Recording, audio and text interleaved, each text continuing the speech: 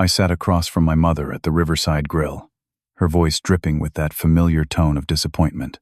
She was going on about Chelsea's housewarming party, the beautiful 3-story colonial, the catered food, the elegant guests. Then she turned to me with that look I knew too well. "When are you going to catch up?" I set down my water glass and looked directly at her. "I hosted mine last year. You just weren't on the guest list." Her fork froze mid-air. The silence that fell over our table was deafening. My father cleared his throat, breaking the silence. My sister Chelsea sat there with her mouth hanging open, and her husband Brad suddenly became very interested in his steak. But my mother, Patricia, her face went through this transformation. Red, then white, then back to red again. "What do you mean we weren't on the guest list?" she demanded, her voice rising just enough that the couple at the next table glanced over. I had been holding this in for a year. 12 months of swallowing my anger, of pretending it didn't matter, of telling myself that family was more important than grudges. But sitting there, listening to her praise Chelsea's accomplishments while treating mine like they didn't exist, something inside me finally snapped. "I mean exactly what I said, Mom. I bought my house 18 months ago. A nice 3-bedroom ranch outside Boston. I saved for 7 years. Every single penny. Worked 60-hour weeks at the software company. Picked up overtime whenever I could. Lived in that tiny studio apartment with the broken heater because the rent was cheap. 7 years of sacrifice." Chelsea shifted in her seat. "Tyler, we didn't know it was that big of a deal to you." I laughed, but there was no humor in it. I sent formal invitations 6 weeks in advance. Printed them at a nice stationery shop. Mailed them to everyone. You all got them. I know you did because Mom even RSVP'd, yes. My father set down his knife and fork. "Tyler, son, maybe we should discuss this later." "No, Dad, we're discussing it now." I turned back to my mother. "You RSVP'd?" "Yes. I planned the whole party around, making sure you and Dad could come. I scheduled it for a Saturday afternoon, your favorite time. I hired a caterer because I knew you'd want nice food. I even bought that expensive wine you like, the one from that vineyard in Napa you're always talking about." My mother's jaw tightened. "I don't remember any of this." "Of course you don't. Because 2 days before the party, you called me. You said you and Dad were going to a spa resort weekend with Chelsea and Brad instead. Do you remember that part?" The table went quiet again. Chelsea looked at Brad, who was now staring at his plate like it held the secrets of the universe. "It was a girls' weekend getaway," my mother said defensively. Chelsea really needed it. She'd been so stressed with the wedding planning and the new job. "It was my housewarming party," I said, my voice steady despite the anger coursing through me. "And it was also my birthday." My father's head snapped up. "What?" "My 30th birthday, to be exact. I scheduled the housewarming for that specific date because I wanted to celebrate both milestones with my family. The house I'd worked so hard for, and 3 decades of life. I thought it would be special." Chelsea's face had gone pale. "Tyler, I swear, I didn't realize it was your birthday. I mentioned it in the invitation. It was right there in the text. Please join me in celebrating my new home and my 30th birthday." My mother waved her hand dismissively. "You're being dramatic. It was just a party." "Just a party," I repeated. "Right. Well, I hosted it anyway. My friends came, people from work. Some neighbors I'd just met. They brought gifts, we ate the food, drank the wine, but the whole time, there were 2 empty chairs at the head table where my parents were supposed to sit. Everyone asked where you were. I had to keep making excuses. "We sent you a text," my father said weakly. "I wrote that your mother really wanted to go, but we'd already committed to the other plans." "You sent a text 3 hours after the party started, Dad." 3 hours. Know what I was doing when I got it? I was giving a toast, thanking everyone for coming. And my phone buzzed. I actually thought maybe you were running late, that you'd changed your minds. But no, it was just a text. Sorry we couldn't make it. Your mother really wanted to go. You understand. The weight of that memory hung in the air between us. I could see it in my father's eyes, the guilt starting to creep in. But my mother, she sat there with her arms crossed, her expression defiant. Well, I'm sorry you felt neglected, Tyler. But Chelsea needed us that weekend. Family helps family. That's when I felt the rage really start to boil. Family helps family. That's interesting, Mom. Really interesting. Because I could have used some help too. But I didn't get any, did I? You're so independent, Chelsea said quietly. You always have been. You never ask for anything. I asked you to come to my housewarming party. I asked you to be there for one of the biggest achievements of my life. And you chose a spa day. My father was rubbing his temples now. That thing he does when he's stressed. Tyler, I think you're blowing this out of proportion. We made a mistake. We should have been there. But it's been a year. Can't we move past this? That's the thing, Dad. I was moving past it. I was trying to. But then tonight happens, and Mom sits here gushing about Chelsea's party like it's the greatest accomplishment in the world, and then looks at me and asks when I'm going to catch up, like I haven't done anything, like I haven't achieved anything, like my house doesn't exist, because you weren't there to see it. My mother's face hardened. Chelsea's house is much nicer, Tyler. You have to admit that. 3 stories. That beautiful wrap-around porch. The chef's kitchen. It's a real showpiece. Yeah, I said, my voice dropping low. It is nice. Really nice. Must have cost what? 600,000? 700? 650, Brad said. Then immediately looked like he regretted speaking. $650,000, I repeated. That's a big mortgage for 2 people in their late 20s. Even with both of you working, that's gotta be tight. Chelsea's eyes narrowed. We manage just fine. I'm sure you do. Especially with help. My mother's face went carefully blank. What are you implying? I'm not implying anything, Mom. I'm just saying it out loud now. Because apparently, we're having this conversation. Dad, you said something a minute ago. Something about not being able to miss helping Chelsea with something that weekend. What was it you said exactly? My father's face went gray. Tyler, I don't think this is the right time. No, Dad. You said something specific. You said you couldn't miss helping Chelsea with her down payment meeting that weekend. Down payment meeting. At a spa resort. That's interesting, isn't it? My mother shot my father a look that could have frozen fire. The pieces were clicking together now, and I could feel my hands starting to shake. How much? I asked, quietly. Tyler, my mother started. How much did you give her for the down payment? The silence stretched out. A waiter approached our table, took one look at our faces, and quickly retreated. $50,000, Chelsea finally said, her voice barely above a whisper. $50,000. The words hit me like a physical blow. I had scraped together $20,000 for my down payment. $20,000 that took me 7 years to save. And my sister got $50,000 handed to her. We wanted to help her get started, my mother said, her tone defensive. There's nothing wrong with that. You're right, I said, my voice shaking now. There's nothing wrong with helping your kids. Nothing at all. But I bought my house entirely alone. Not a single penny from anyone.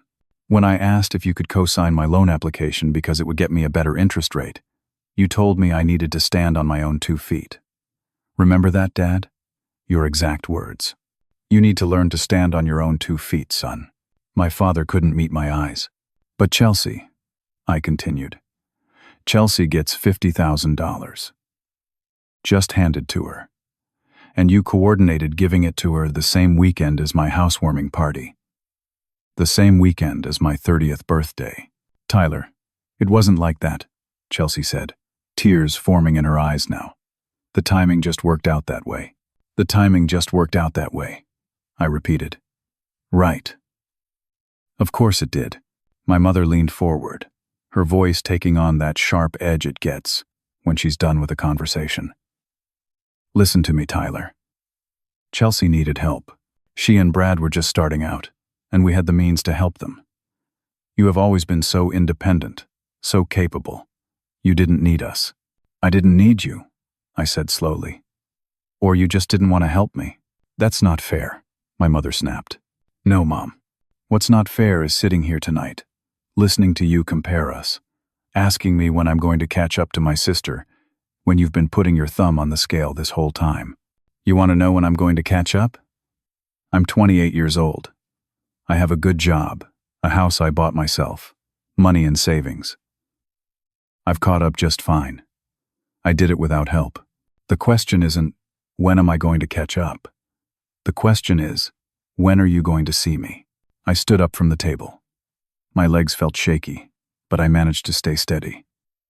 Dinner's on me, I said, pulling out my wallet and dropping $200 on the table. That should cover everyone's meals. Have a nice night. I walked out of the Riverside Grill without looking back. Behind me, I could hear my mother's voice rising, saying something about me being dramatic and ungrateful.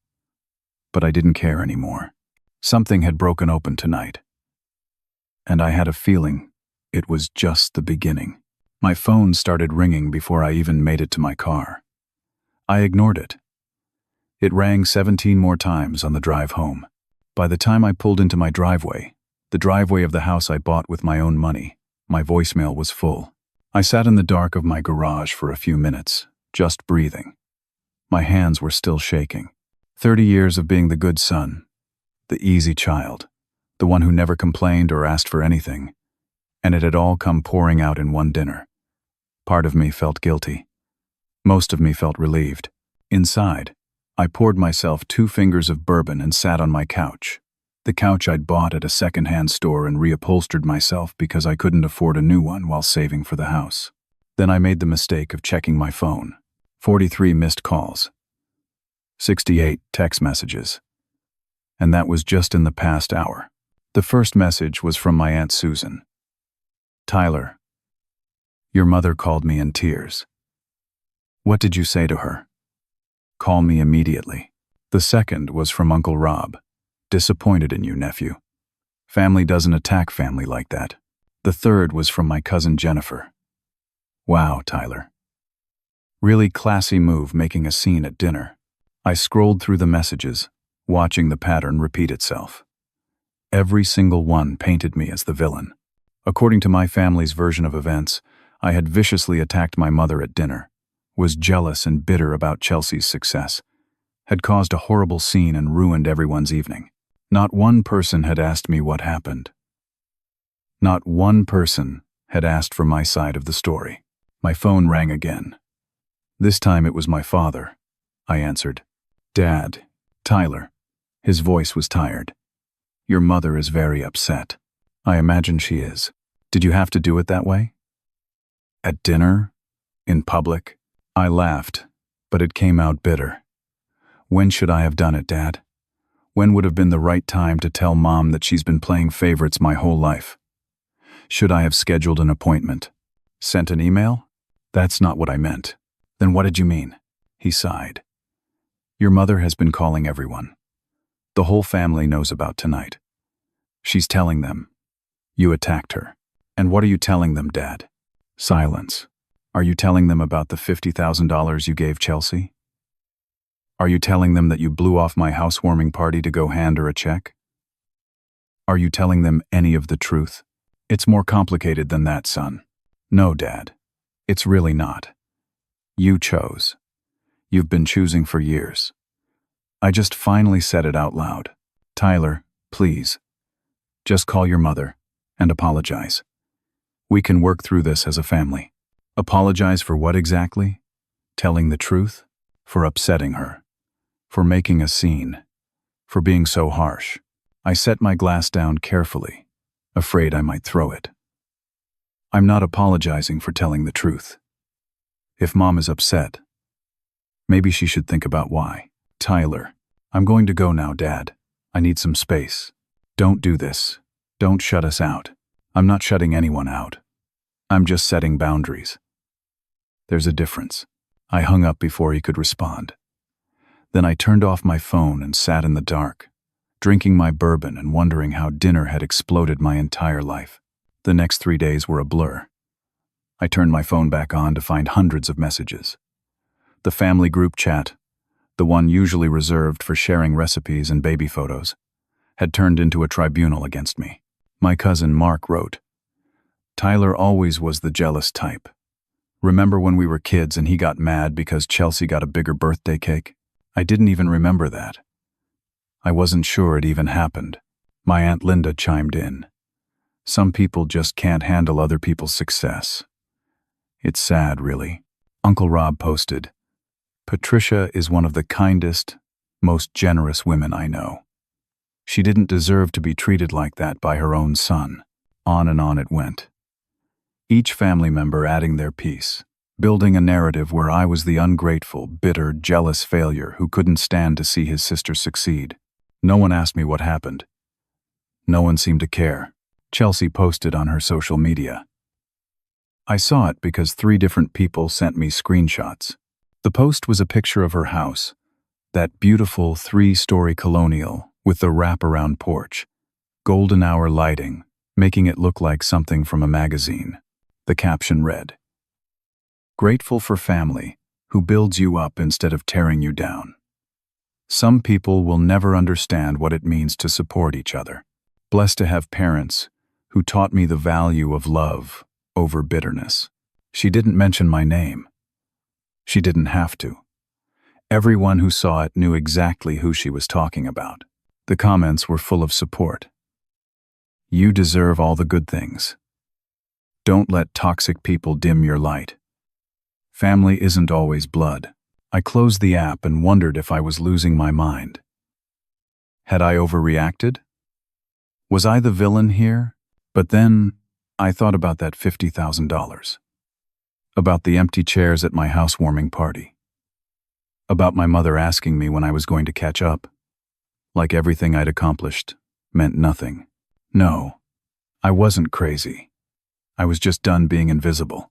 On the 4th day, I decided I needed to check my finances. Not because I thought anything was wrong, but because the stress was making me paranoid, and I needed to feel in control of something. I logged into my bank account, checked my savings, looked at my investment portfolio. Everything was fine. Then, just to be thorough, I pulled my credit report. I do it once a year anyway, just to make sure everything is accurate. It's free, and it gives me peace of mind. I was scrolling through the report, seeing exactly what I expected to see, when a line item made me freeze. Personal loan, $35,000. Opened 4 years ago. I stared at the screen. I'd never taken out a personal loan. Never. I was meticulous about my finances. Always had been. I didn't believe in borrowing money, unless it was for something major like a house or a car. And 4 years ago, I'd been living in that tiny studio, saving every penny. The loan was listed as in default, sent to collections. It had destroyed my credit score. My hands started shaking again. I clicked on the details, trying to understand. The report showed the loan had been taken out in my name, with my social security number, at a bank I'd never even walked into. I grabbed my phone and called the bank's customer service line. After 20 minutes on hold and 3 transfers, I finally got someone who could help. "Yes, Mr. Harrison. I see the loan here in our system. It was opened 4 years ago. Funded to account number ending in 7492. I didn't open that loan. I've never been to your bank. Sir, we have your application on file. It was processed and approved. The funds were dispersed. I'm telling you, I didn't apply for that loan. Someone stole my identity." The representative went quiet for a moment. "I'll need to escalate this to our fraud department. Can you hold?" I held for another 15 minutes. Finally, a new voice came on the line, identifying herself as a fraud investigator. Mr. Harrison, I've pulled your file. I'm looking at the application now. Can you answer some security questions? I answered them all correctly. Then she asked me to describe my signature, any unique characteristics. I told her about the way I loop my Y, the specific angle of my T crossbar. Mr. Harrison, I'm going to email you a copy of the signature on file. Can you take a look and tell me if that's your signature? I gave her my email address and waited. 30 seconds later, the document came through. I opened it, zoomed in on the signature line. It was close to my signature. Very close. But it wasn't quite right. The Y was too round. The T was at the wrong angle. Someone had practiced my signature, gotten pretty good at forging it. But it wasn't perfect. That's not my signature, I said, my voice hollow. I believe you, Mr. Harrison. This appears to be identity theft. I'm going to need you to file a police report and send us a copy. We'll begin an investigation on our end. Where did the money go? Which account? She gave me the account number. I wrote it down, my hand shaking so badly I could barely hold the pen. Can you tell me whose account that is? I'm sorry, sir. I can't release that information due to privacy regulations. But once you file a police report and we begin our investigation, we'll be able to trace where the funds went. I thanked her and hung up. Then I sat there, staring at that account number, feeling something cold and terrible settling in my stomach. I called my bank, asked them to look up that account number in their system. The representative couldn't tell me the account holder's name without proper authorization, but she could tell me one thing. That account was closed 2 years ago, sir. But I can see from the notes that it was opened by a female customer. That's all I can tell you without a subpoena or police investigation. A female customer. 4 years ago. $35,000. My mind was racing. 4 years ago, Chelsea had been planning her wedding. She and Brad had been living in an apartment, struggling to make ends meet on their new graduate salaries. I remembered her complaining about money, about how expensive everything was. And then suddenly, 6 months later, they weren't struggling anymore. They'd taken a honeymoon to Europe, bought a new car, started talking about saving for a house. At the time, I'd assumed they'd gotten bonuses or raises. I hadn't thought to question it. Now I was thinking about it. Thinking about it a lot. I grabbed the loan document from my email and looked at the date again. Exactly 4 years and 3 months ago. 6 months before Chelsea's wedding. No, it couldn't be. My own sister wouldn't steal my identity. My own mother wouldn't help her do it. But the evidence was right there.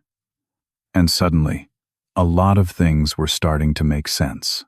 I called a lawyer first thing Monday morning. Found one who specialized in identity theft cases, told him everything. He listened carefully, asked pointed questions, took detailed notes. This is serious, Mr. Harrison.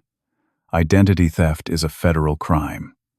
If your suspicions are correct, and a family member did this, it's even more complicated. Can I prove it was them? We'll need to subpoena bank records, get copies of the original application, compare handwriting.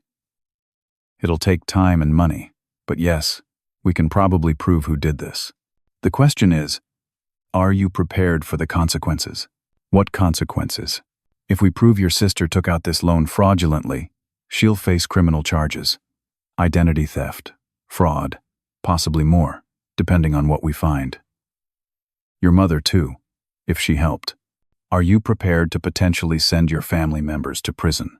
I thought about that.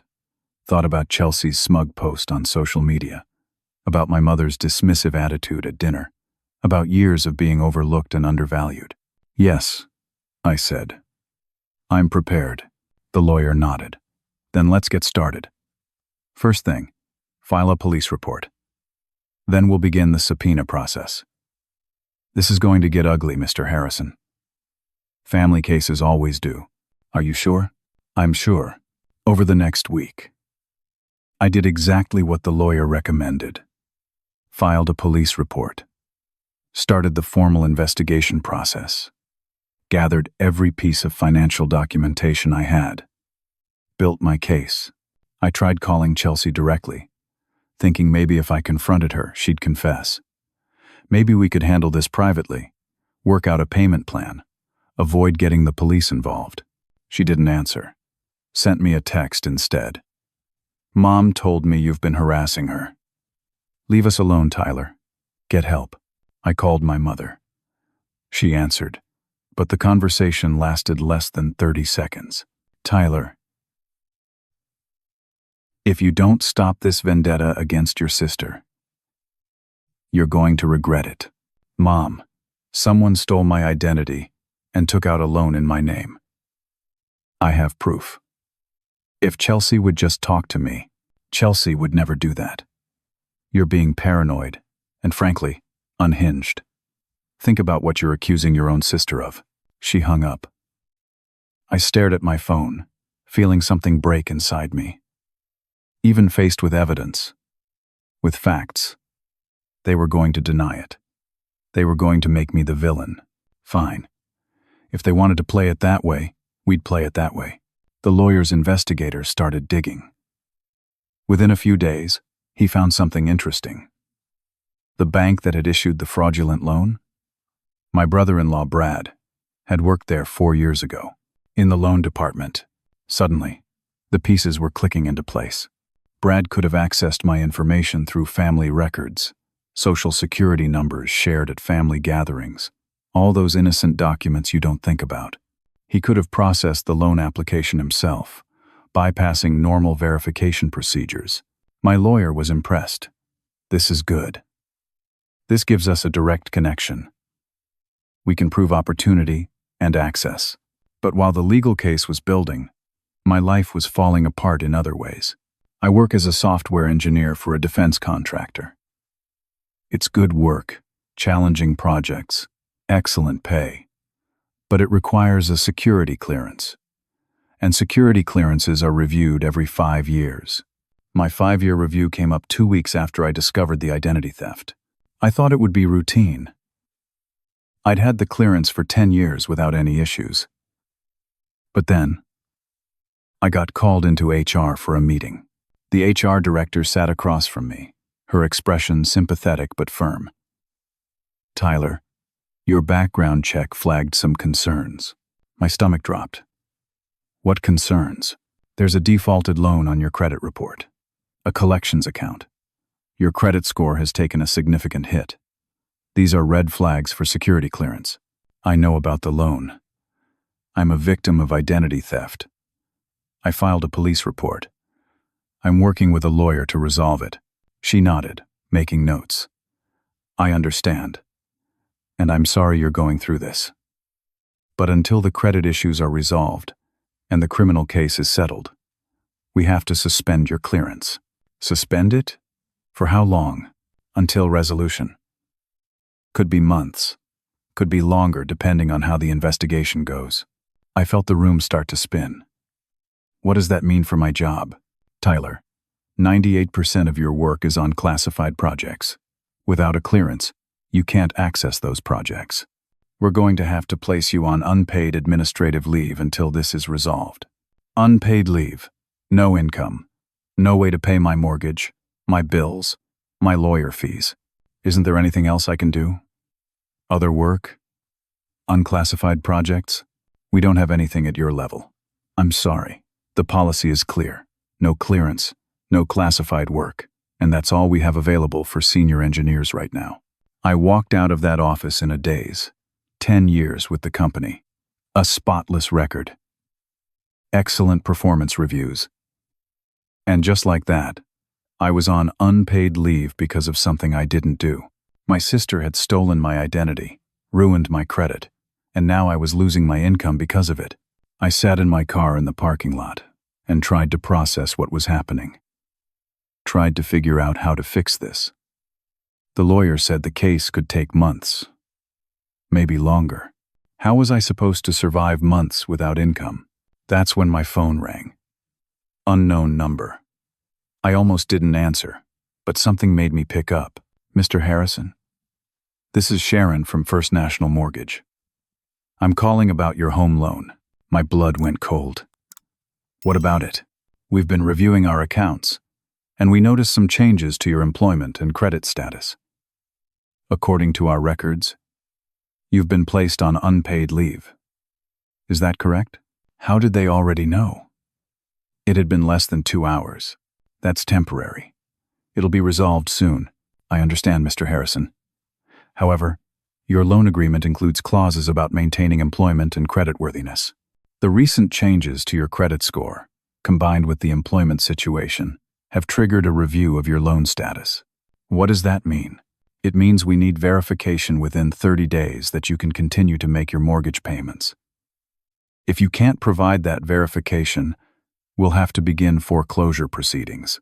Foreclosure. The word hit me like a punch to the gut. I've never missed a payment. Not once in 18 months. I understand. And that's noted in your file. But the policy is clear. We need to ensure the loan remains viable. You have 30 days to provide proof of continued income, or we'll have to move forward with foreclosure procedures. She was apologetic, but firm. There was nothing she could do. It was policy. I hung up and sat there in my car, in the parking lot of the job I no longer had, holding a phone that wouldn't stop ringing with calls from family members telling me I was a terrible person, and I realized something. I was about to lose everything. My job, my house, my family, and it was all because I'd finally stood up for myself.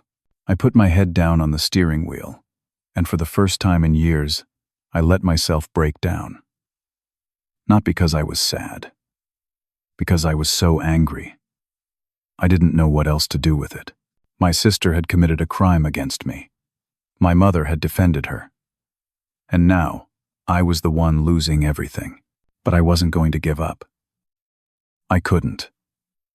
Because if I gave up now, they won. And I'd spent too many years letting them win. I started the car and drove home.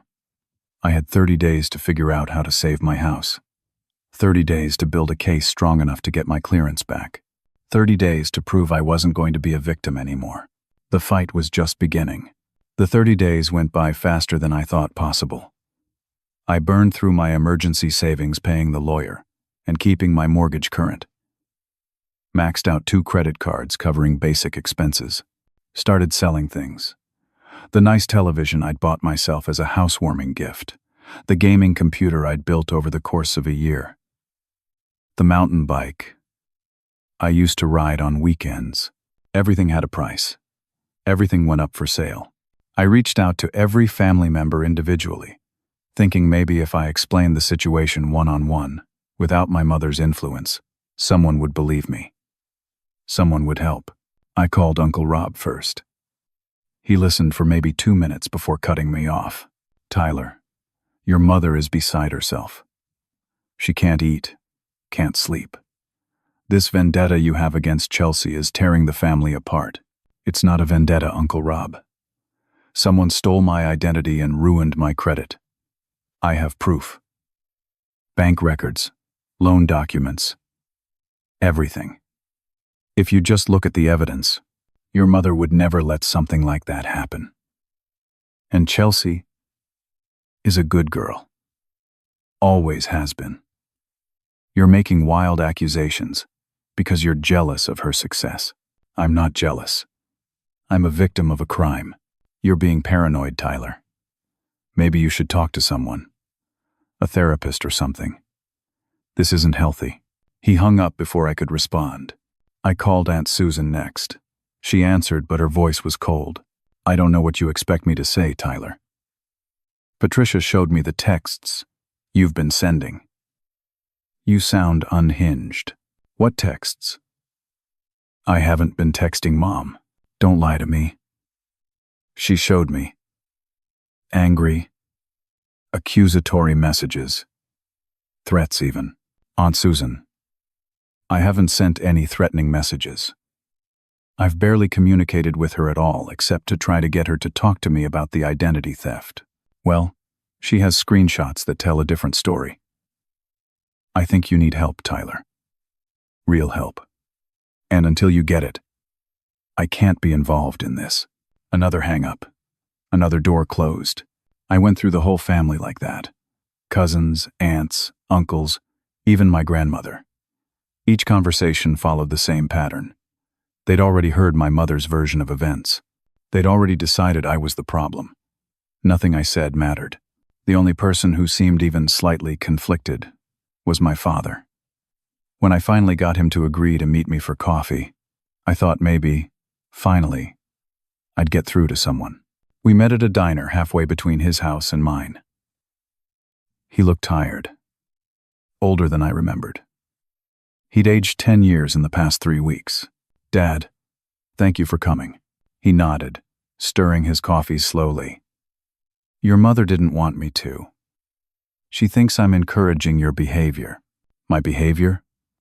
Dad, I'm trying to resolve a crime that was committed against me. I know what you think happened, Tyler. But you have to understand. This is tearing your mother apart. She's had 2 anxiety attacks in the past week. Her doctor put her on medication. I pulled out the folder I'd brought. Inside were copies of everything. The credit report showing the fraudulent loan, the bank statements, the signature comparison, the timeline that showed Brad working at that bank when the loan was processed. Dad, look at this. Please.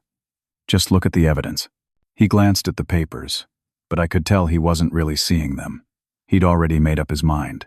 Even if something happened, Tyler, it was 4 years ago. Maybe there was a misunderstanding. Maybe Chelsea made a mistake. But pursuing this now, pressing charges, it's going to destroy the family. A mistake? I couldn't believe what I was hearing. Dad, this isn't a mistake. This is identity theft. Fraud. A federal crime. She's your sister, and I'm your son. Doesn't that matter? He looked at me then. Really looked at me. And I saw something in his eyes that broke my heart. Resignation.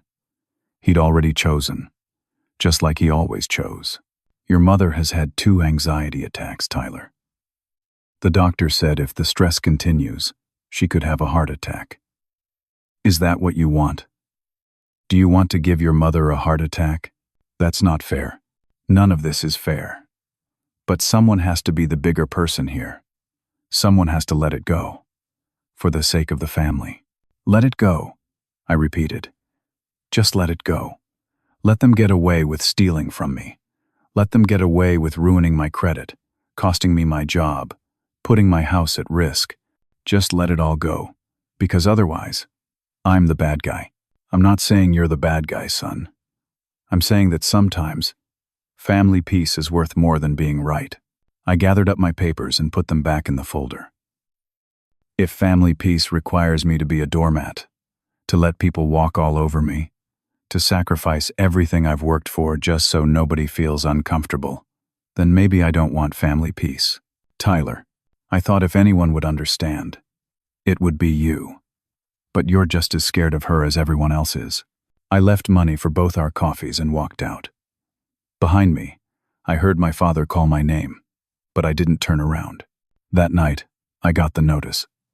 Official foreclosure proceedings would begin in 14 days. I'd failed to provide proof of continued income. The mortgage company was moving forward. I applied for forbearance, explaining the identity theft situation, the pending legal case. They denied it. The credit issues made me too high risk. I looked into selling the house quickly, but the market was slow, and I'd lose money. Still, losing some money was better than foreclosure. I called a real estate agent, started getting the house ready to list. That's when the lawyer called with an update. Tyler, my investigator found something.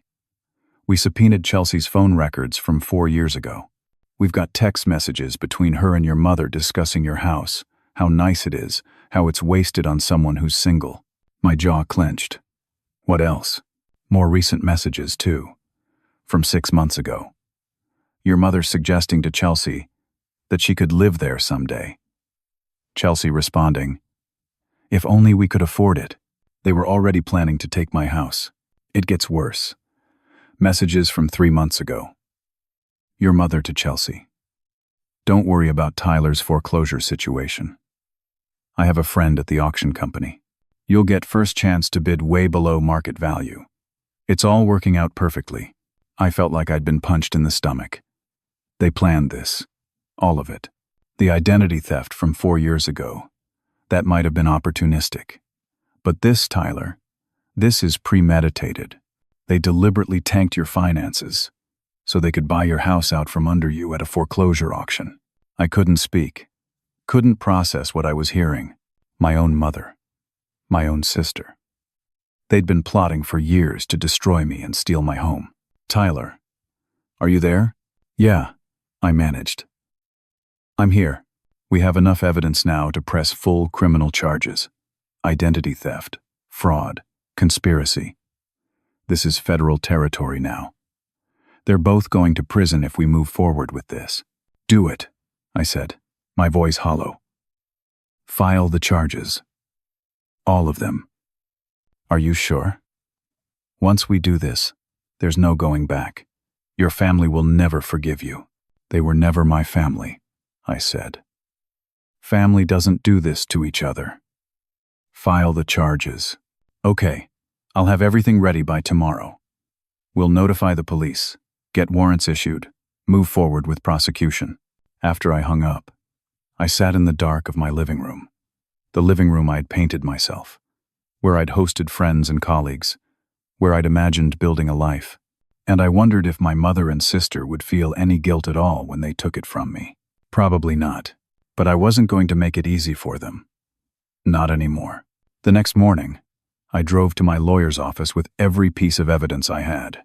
Bank statements, credit reports, the signature comparison, the timeline, everything. We laid it all out on his conference table like pieces of a puzzle. This is solid, he said, reviewing the materials. Between the phone records, the bank connection through Brad, and the signature forgery, we have a clear case. Are you ready to do this? I'm ready. He made the call right there. Within an hour, we were sitting in a police station, filing formal criminal charges. Identity theft, wire fraud, conspiracy to commit fraud. The detective assigned to the case listened carefully, took notes, asked good questions. This is unusual, he said. Most identity theft cases are strangers, dark web stuff. Family cases are rare, but when they happen, they're nasty. How nasty? I asked. Nasty enough that you should prepare yourself. Your family is going to fight this. They're going to claim you're lying, that you're mentally unstable, that you have a grudge. They'll throw everything at you to avoid prosecution. Let them try. The detective nodded. Okay then. We'll need a few days to review everything, get warrants, coordinate with the feds, since this crosses state lines. Sit tight. I went home and waited. Spent the time boxing up belongings, preparing to lose my house. I'd found a friend who said I could stay in his spare room temporarily. It wasn't ideal, but it was something. 3 days later, my lawyer called. We're ready to move forward. My office at 2 o'clock. We're going to confront them with the evidence, give them a chance to confess, and make restitution before the arrest warrants are executed. I drove to my mother's house, my lawyer following in his car. It was a nice house, a 4-bedroom colonial, in a good neighborhood. Paid for with money my father had made in his accounting firm.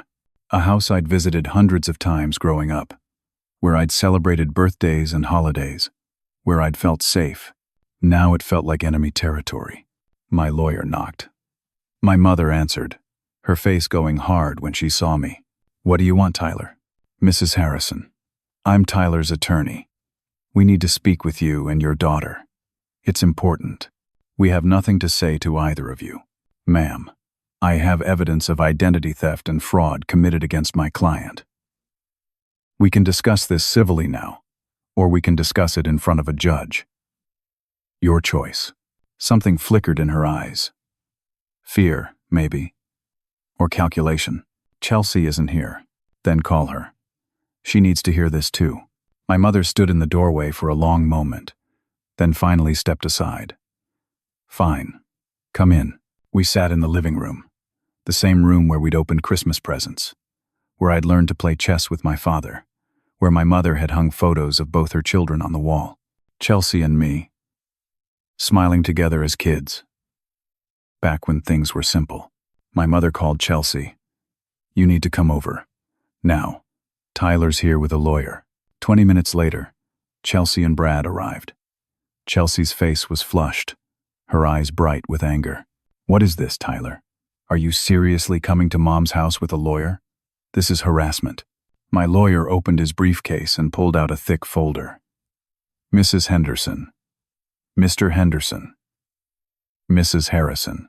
I'm going to lay out the evidence we've gathered regarding the fraudulent loan taken out in Tyler Harrison's name 4 years ago.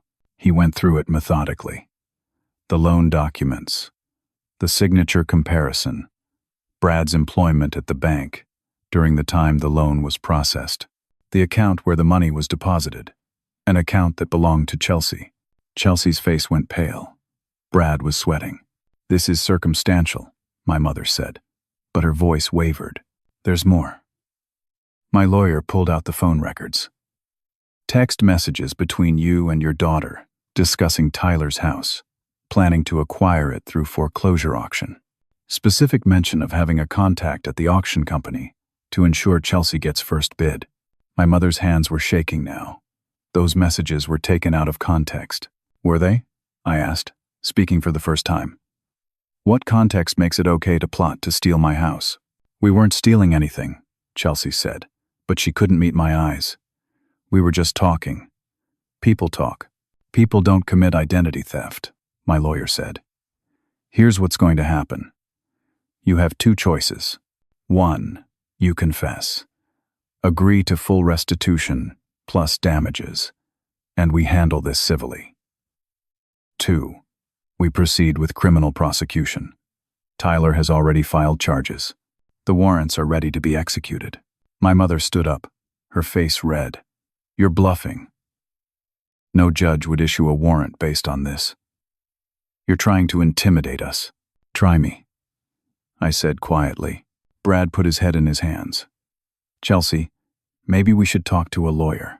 We don't need a lawyer, my mother snapped. This is ridiculous. Tyler is making up stories because he's jealous and bitter. Nobody is going to believe this nonsense. The evidence speaks for itself, my lawyer said. But if you want to roll the dice in court, that's your choice. Tyler is prepared to testify. We have documents, experts, witnesses. This is a winnable case, and you know it.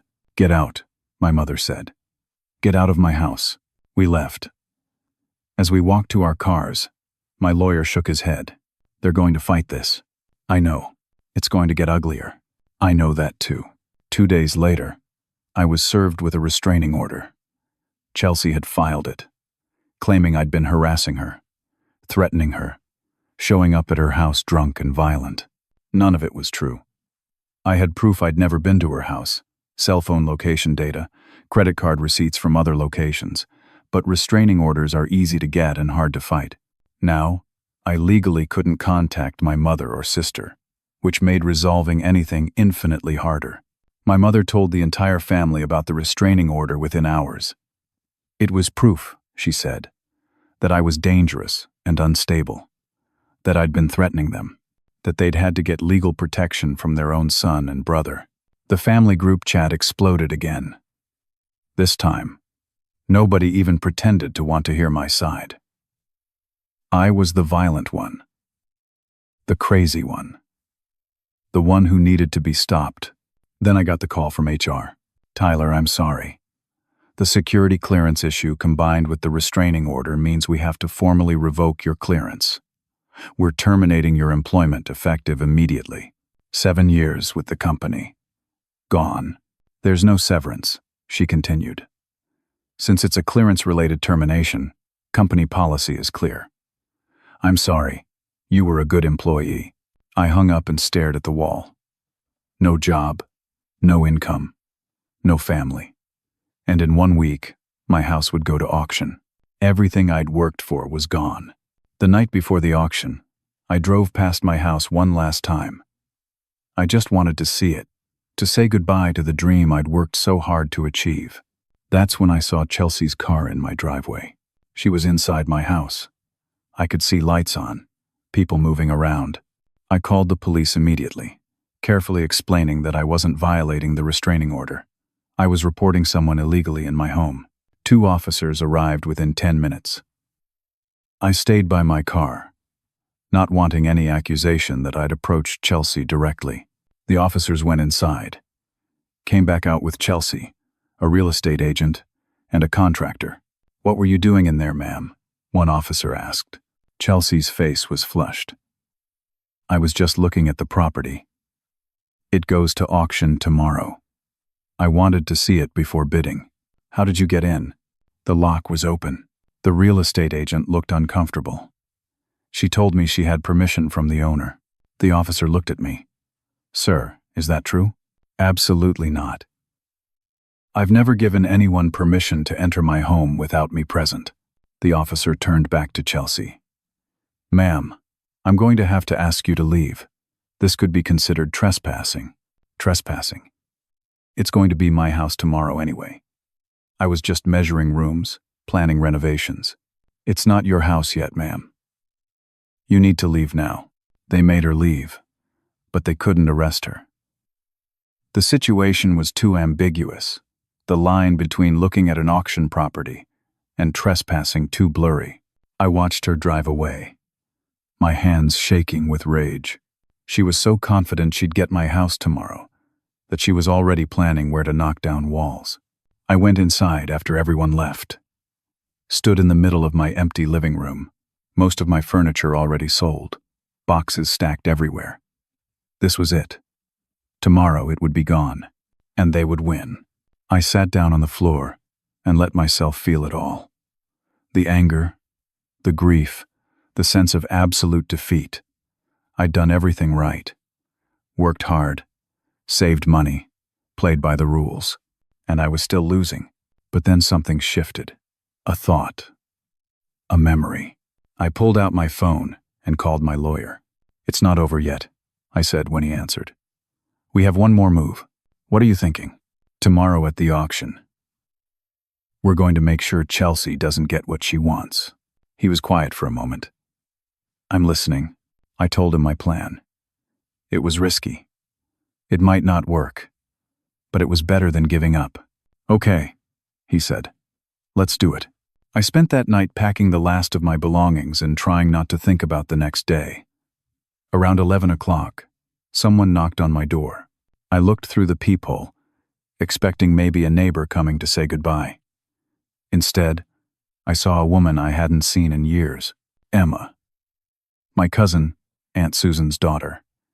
She was maybe late 30s now. Looked tired but determined.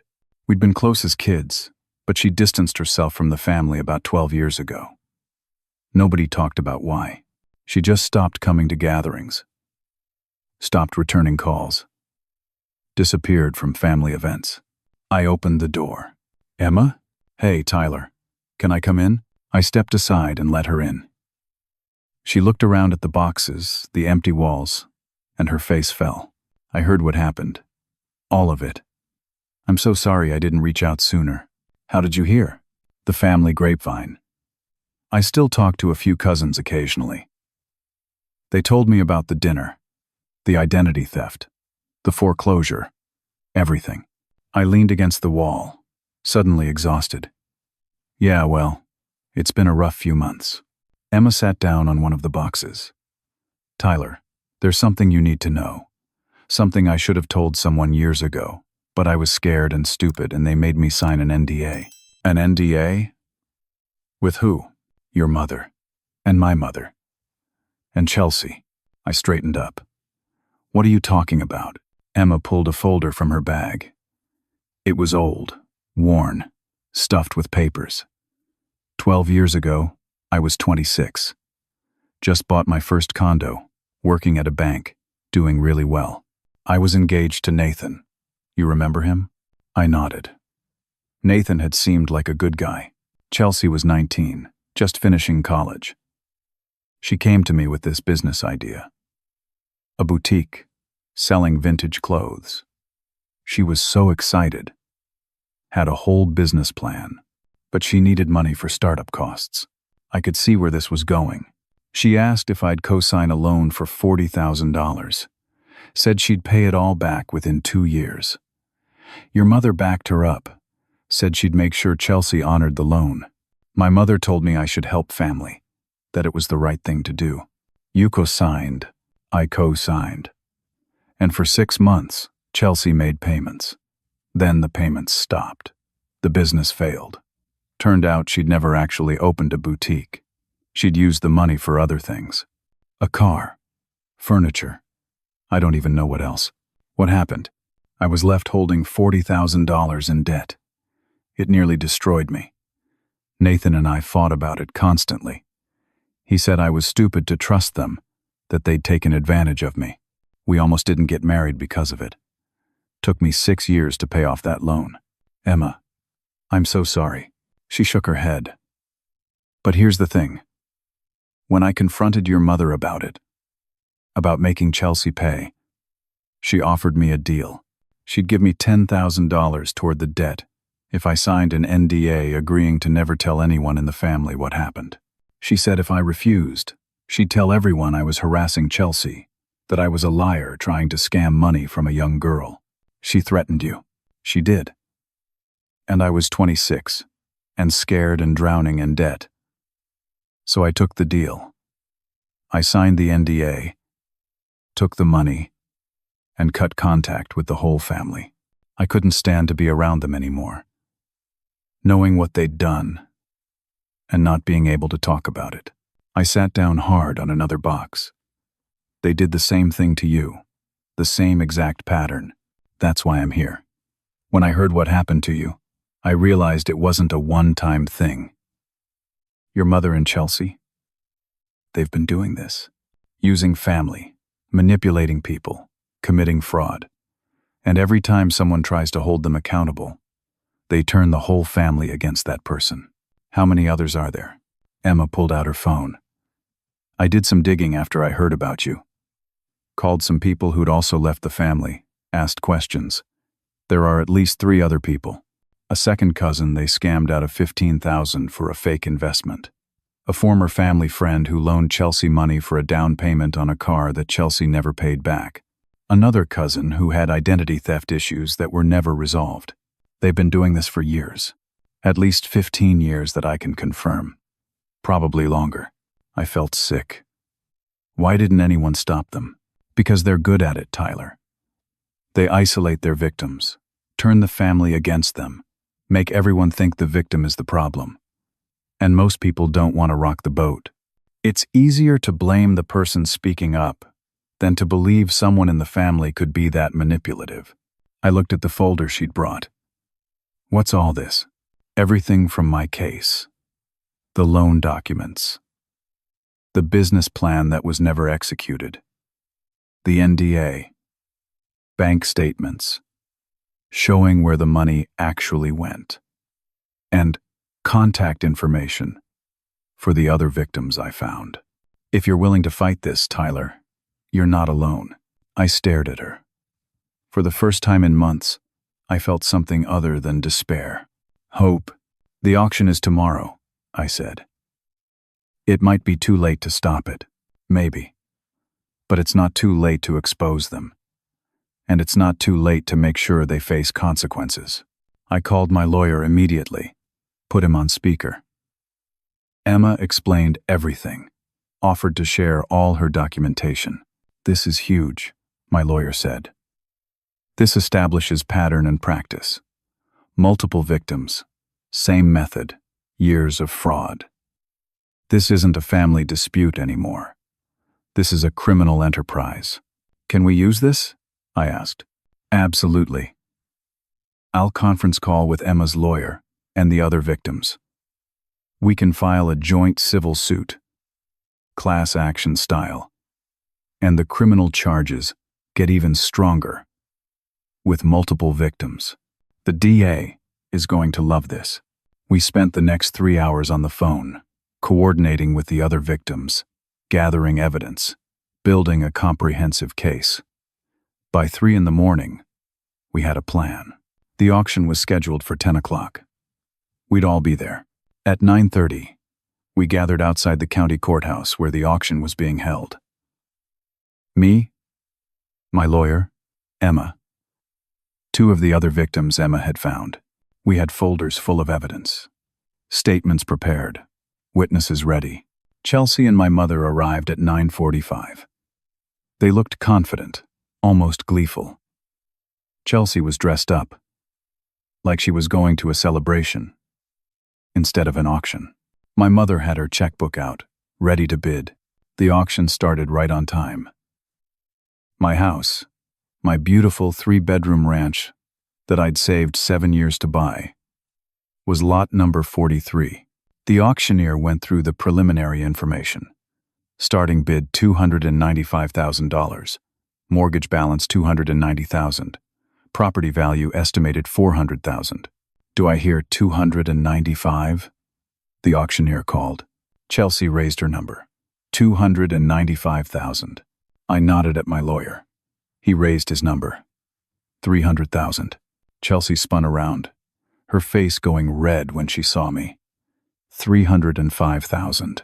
310,000. My lawyer countered. Back and forth it went. Chelsea kept bidding, getting more aggressive, more desperate. I could see my mother whispering to her, calculating how high they could go. 340,000. Chelsea shouted. My lawyer looked at me. This was close to our limit. Emma and the other victims had pooled money to help me bid, but we couldn't go much higher. 345,000, my lawyer called. Chelsea hesitated. I could see her doing the math, trying to figure out if she could go higher. That's when my lawyer's phone rang. He stepped aside to answer it, his face changing as he listened. When he came back, he was smiling. Excuse me, he called to the auctioneer. We need to pause the proceedings. There's been a development in the criminal investigation related to this property. The auctioneer frowned. Sir, we can't just pause an auction. You can, if the FBI is requesting it. The room went silent. Chelsea's face drained of color. My lawyer held up his phone. I just got off the phone with the bank that issued the fraudulent loan in Tyler Harrison's name. They've been conducting their own investigation. They found evidence that Bradley Henderson, Chelsea Henderson's husband, used his position at the bank 4 years ago to process a fraudulent loan application. He's being charged with fraud and abuse of his fiduciary position. Brad, who'd been standing quietly in the back, started backing toward the door. Furthermore, my lawyer continued, the text messages between Patricia Harrison and Chelsea Henderson regarding this property have been deemed evidence of conspiracy to commit wire fraud. Federal investigators are now involved. The auctioneer looked confused. I need to make some calls. That's when the doors opened and 2 FBI agents walked in, followed by local police. Chelsea Henderson? One of the agents said. We need you to come with us for questioning. Chelsea looked at my mother, panic in her eyes. Mom? My mother stood up. This is harassment. You can't just interrupt an auction. Ma'am, we have evidence of multiple counts of fraud spanning over a decade. We're investigating wire fraud, identity theft, and conspiracy. Your daughter needs to answer some questions. I want a lawyer, Chelsea said, her voice shaking. That's your right. But you're coming with us. They led Chelsea out of the courthouse. Brad was already being questioned by another officer. My mother stood there, her face white, watching her carefully constructed world crumble around her. The auctioneer cleared his throat. Given the circumstances, this auction is suspended pending the outcome of the criminal investigation. The property will be removed from auction until further notice. I stood there, hardly able to process what was happening. My house had been pulled from auction. Chelsea was being questioned about fraud. The truth was finally coming out. Emma came over and hugged me. You did it. You didn't let them win. We did it, I corrected. If you hadn't come forward, this wouldn't have happened. My mother walked past us without a word, her shoulders hunched, her face showing her age for the first time. She looked small, defeated. Part of me felt sorry for her, but most of me felt nothing at all. Outside the courthouse, my lawyer pulled me aside. The bank is dropping the fraudulent loan from your credit report immediately.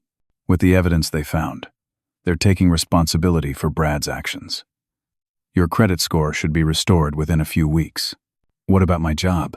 I'll contact your HR department tomorrow. With the charges against Brad and Chelsea, and the fraudulent loan being cleared, you should get your clearance back. Can't guarantee they'll rehire you, but they might. I nodded, still trying to process everything. Tyler, Emma said. Nathan and I are having dinner tonight. Want to join us? You shouldn't be alone. I looked at her. This cousin I'd barely talked to in years, who'd risked everything to help me. I'd like that. As we walked away from the courthouse, I looked back one time. Chelsea was sitting in the back of a police car, her perfect facade finally cracked. My mother stood on the courthouse steps, alone. For the first time in months, I could breathe. 3 months later, I sat in a courtroom, watching justice finally get served. Chelsea took a plea deal, pleaded guilty to identity theft and fraud to avoid prison time. She got 3 years probation, 200 hours of community service, and was ordered to pay full restitution, $35,000 plus interest, plus an additional $20,000 in damages. Brad got 6 months in county jail, lost his banking license permanently, would have a felony record for the rest of his life. They had to sell their beautiful 3-story colonial to pay the restitution and legal fees. All that money my mother had given them for the down payment, gone. The house they'd been so proud of, that Chelsea had posted about on social media, that my mother had praised at dinner while belittling me, sold at a loss. My mother was charged as an accessory after the fact. Took a plea deal, too. 2 years probation, mandatory family counseling that she'd never actually attend, and a permanent mark on her record. The judge was not sympathetic. He'd seen the evidence, read the testimonies from multiple victims, understood the pattern of abuse. Mrs. Harrison, he said, looking at my mother.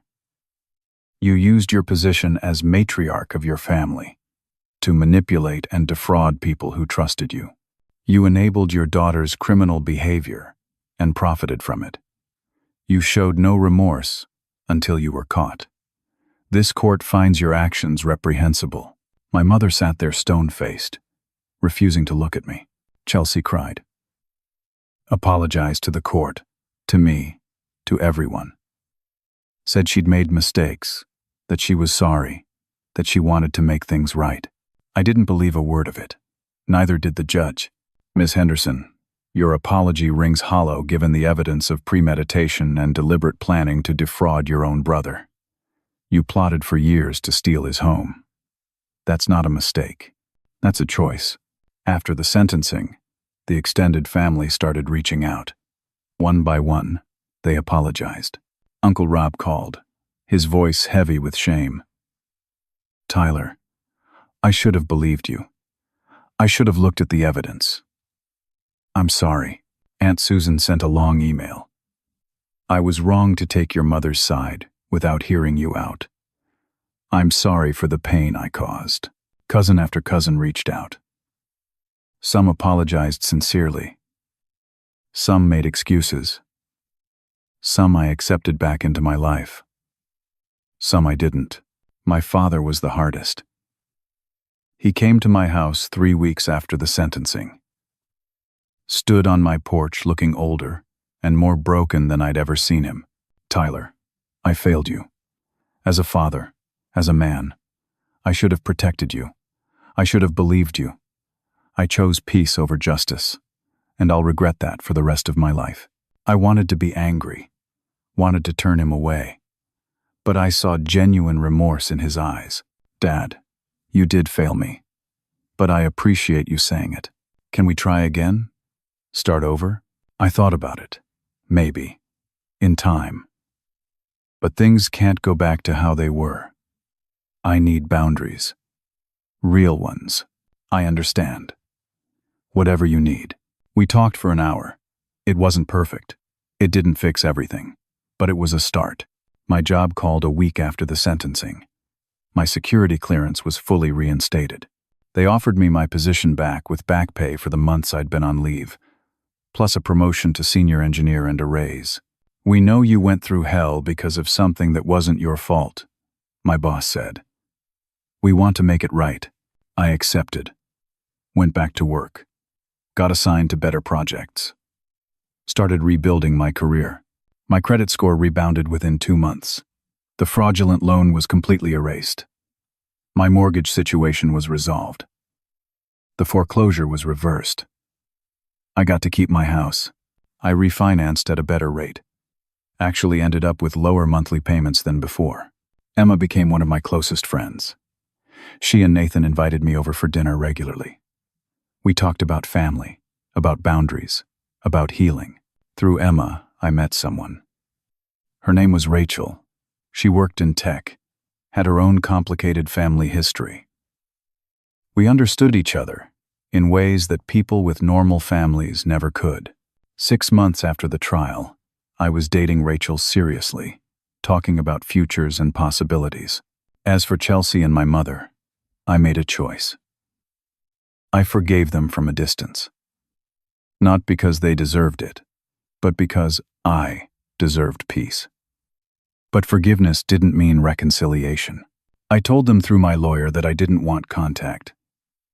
No calls, no texts, no showing up at my house or my work.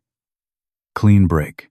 My mother sent letters, long ones, full of excuses and justifications and requests for forgiveness. I didn't open them, just put them in a box in my garage. Maybe someday I'd read them. Maybe not. Chelsea tried to reach out through social media after her probation ended. I blocked her. My father respected my boundaries. We talked once a month on the phone. Short conversations. Surface level. It was all I could handle. 1 year after that terrible dinner at the Riverside Grill, I decided to host another housewarming party, a do-over, a celebration of surviving. I invited everyone who'd stood by me, Emma and Nathan, Rachel and her friends, my colleagues from work, the neighbors who'd been supportive, the other victims who'd come forward and helped build the case. The house was full of people, laughter, warmth. I'd replaced all the furniture I'd sold during the crisis.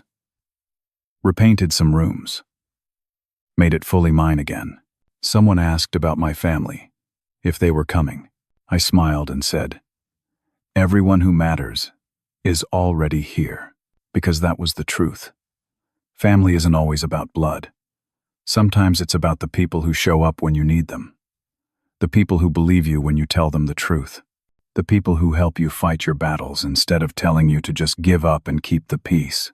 On my mantle, I put 2 photos in matching frames. The first was from that original housewarming party, the one my parents had skipped. You could see the empty chairs where they should have been sitting. I kept it as a reminder of where I started. Next to it was a photo from tonight. Every seat filled, every face smiling, every person someone who'd chosen to be there. I learned a lot that year. About standing up for yourself, about the difference between family and relatives, about the courage it takes to walk away from people who hurt you even when they share your DNA. I learned that sometimes the bravest thing you can do is refuse to be a victim, to fight back when everyone tells you to just let it go, to demand justice, even when it costs you relationships. I learned that you can't control how other people treat you, but you can control whether you accept that treatment. Most importantly, I learned that my worth isn't determined by whether my mother approves of me or whether my sister respects me. My worth comes from within, from knowing I did the right thing, even when it was hard. Standing in my living room that night, surrounded by people who genuinely cared about me, I realized something. I'd lost a mother and a sister, but I'd gained something far more valuable: self-respect, genuine relationships, peace, and that was worth more than any family approval could ever be. Later that night, after everyone had gone home and Rachel and I were cleaning up, she asked me if I was happy. I thought about it, really thought about it. "Yeah," I said. "I am." "No regrets?" About confronting them? About pressing charges? About everything that happened? Yeah, none. I spent 30 years being invisible in my own family. Spent 30 years being the easy child, the one who didn't make waves, the one who accepted whatever scraps of attention they threw my way. And it never got me anywhere. They never saw me, never valued me, never treated me like I mattered. And now I matter. To myself, if nobody else. And that's enough. Rachel kissed my cheek. For what it's worth, you matter to me too. That's worth a lot. We finished cleaning in comfortable silence.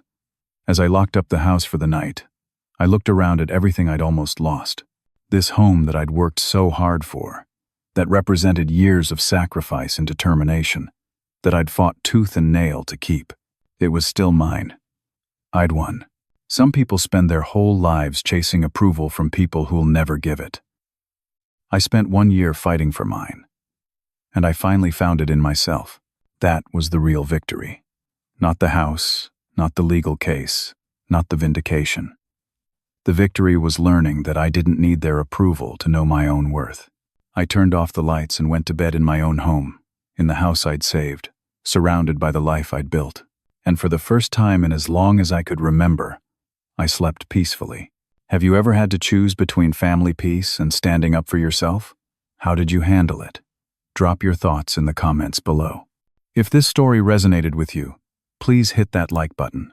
Subscribe for more real-life stories about overcoming adversity, and share this with anyone who might need to hear it. Thank you for listening to my story. I hope it reminds you that your worth isn't determined by how others treat you, but by how you choose to treat yourself. Stay strong, set boundaries, and never apologize for demanding the respect you deserve.